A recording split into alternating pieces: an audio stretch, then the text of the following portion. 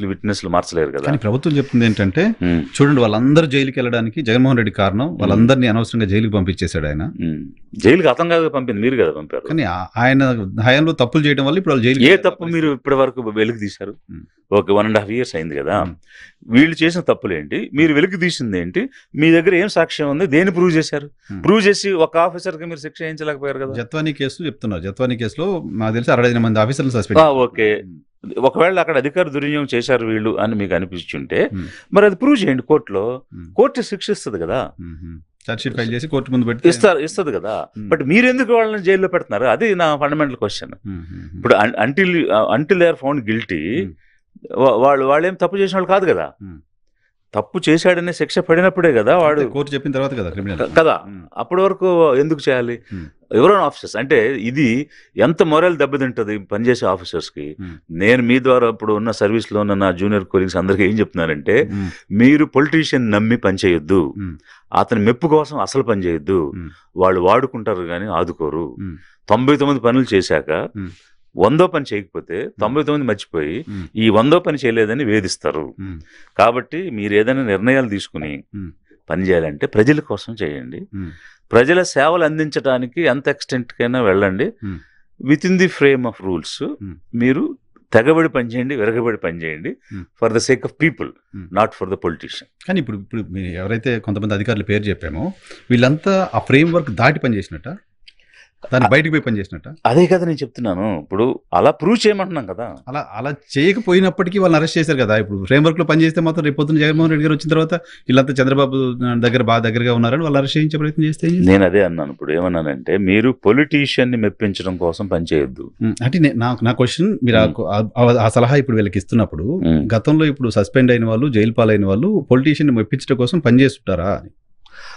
అంటే అలాంటి వ్యూ కోసం అంటే ఏమవుద్దంటే, ఇప్పుడు ఒక ఎలిగేషన్ వచ్చింది సునీల్ మీద, ఏమని జగన్ కళ్ళల్లో ఆనందం చూడటం కోసం రఘురామరాజుని కొట్టాడు అనేది ప్రచారం చేశారు ఈ కాకుల మీడియా. అదే కాకుల మీడియా అంటే కాకులు గద్దలు ఎట్టే పడిపోతాయి అట్లా పడిపోతారు. ఏదైనా చిన్న తేడా వచ్చినా, చిన్న మాట వచ్చినా కాకుల మీడియా అని పెట్టారు. ఎస్, కాకు గాలు చేస్తారు వాళ్ళు. గతంలో చేసింది కూడా కాకి గోలు చేసే తప్పులు. ఇప్పుడు ఈ రోజు 14 లక్షల అప్పులు ఉన్నాయి అన్నదాన్ని కాదని అన్నారు కదా. 30,000 మంది మహిళల్ని హ్యూమన్ ట్రాఫికింగ్ చేశారన్నది కాదన్నారు కదా. మరి ఎంత కాకి గోల కదా చేశారు.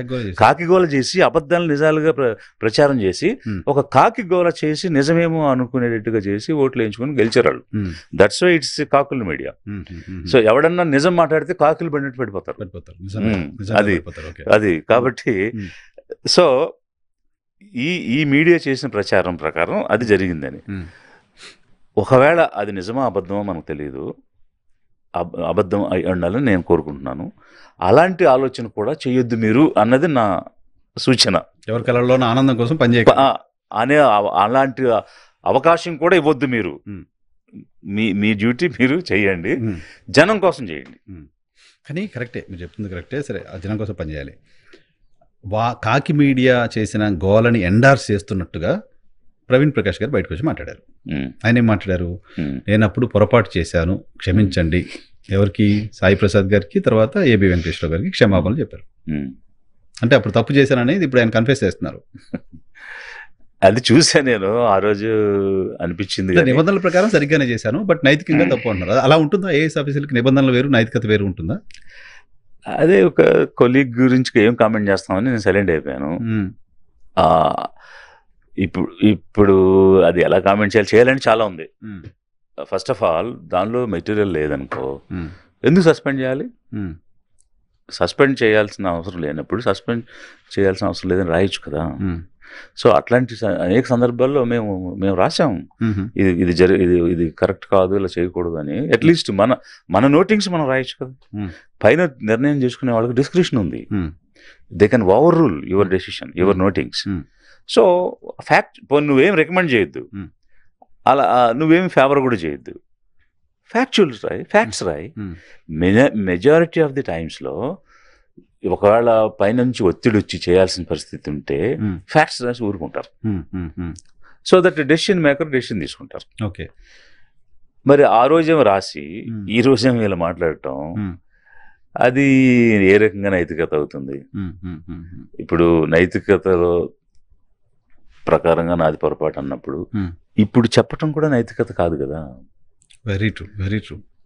అది నైతికత కాదు కదా. ఇప్పుడు మనం పని చేస్తున్నప్పుడు మన చుట్టూ ఉన్నవాళ్ళు కానీ మన పైన ఉన్నవాళ్ళు కానీ మనం నమ్ముతారు. సో నమ్మిన కొన్ని విషయాలు మనకు చెప్తారు, కొన్ని విషయాలు చేయమంటారు. నీకు ఇష్టమైతే ఆ నమ్మకంతో పని చేస్తాం, ఇష్టం లేకపోతే నేను ఇక్కడ ఉండలేను ఇమ్మడలేనని పక్కకు పోతాం. ఇప్పుడు ఇష్టమయ్యి పనిచేసి ఎదుటి మన పైన ఉన్న బాస్కి, అది చీఫ్ మినిస్టర్ కావచ్చు లేదా మినిస్టర్ కావచ్చు, వాళ్ళకు ఒక నమ్మకాన్ని కలిగించి ఆ నమ్మకంలో వాళ్ళు అనేక విషయాలు మీతో పంచుకుని ఇలా చేద్దాం అలా చేద్దాం అని సూచనలు సలహాలు తీసుకున్న తర్వాత ఇప్పుడు బయటకు వచ్చి ఆ నమ్మకానికి హాని కలిగే విధంగా మాట్లాడటం, అది ఎలాంటి నైతికత అవుతుంది? Is it moral? Is it ethics? ముసోరీలో ట్రైనింగ్లో అకాడమీలో నేర్పించిన ఎథిక్స్ ఇవేనా? ఇవి కాదు కదా. అది ఏదైనా కానీ నువ్వు తీసుకున్నావు, అది మనతోనే ఉండాలి, మనతోనే అంతరించిపోవాలి, అంతే తప్ప బయటకు వచ్చి ఇలాంటి అని మాట్లాడకూడదు కదా. తెలిసిందంట ఇప్పుడు నేను మాట్లాడితే నేను ఎందుకు ట్రోల్ మెటీరియల్ అయిపోతున్నాను సోషల్ మీడియాలో అని ఆయన తెలుసుకుంటే, ఆత్మవిమర్శ చేసుకుంటే అప్పుడు అందుకే I don't want to comment, but it is not ethical, it is not moral. అది నైతికత కాదు. మనము ఒక కాన్ఫిడెన్స్తో కాన్ఫిడెన్షియాలిటీతో మనము అవతల వ్యక్తిని ట్రస్ట్తో చేసిన ఏ పని కూడా బయటకు వచ్చి మాట్లాడటం అనేది అనైతికం అనేది నా భావన. నీకు ఇష్టం లేనప్పుడు అప్పుడే రాసి సైలెంట్గా ఉండొచ్చు లేదా దాని గురించి ప్రస్తావించడం కూడా అనైతికం. I don't do that. So ఇప్పుడు ఇంతకాలం ఇన్ని సర్వీస్లో చాలా మంది చాలా విషయాలు అడిగినా కూడా నేను ఏ సీక్రెట్ బయట మాట్లాడలేదు. ఆ రోజు అది మనల్ని నమ్మారు, ఒక సీక్రెట్ అయి ఉండొచ్చు. బట్ నాకు నేనుగా చెప్తే నాకేం విలువ, నా మోరల్స్ ఏమవుతాయి, నా క్యారెక్టర్ ఏమవుతుంది? సో ఇప్పుడు మీరు జగన్మోహన్ రెడ్డి పక్కన ఉన్నారు లేకపోతే ఇంకొకరు పక్కన ఉన్నారని ఎంతమంది ఎన్నన్నా, అది వర్కింగ్ రిలేషన్. ఆ రోజు వర్కింగ్ రిలేషన్లో కలిసి పనిచేసే క్రమంలో ఒక సమిష్టి నిర్ణయం తీసుకున్నప్పుడు దాని గురించి ఈరోజు విమర్శించడం, మాట్లాడటం, ప్రస్తావించడమే తప్పు.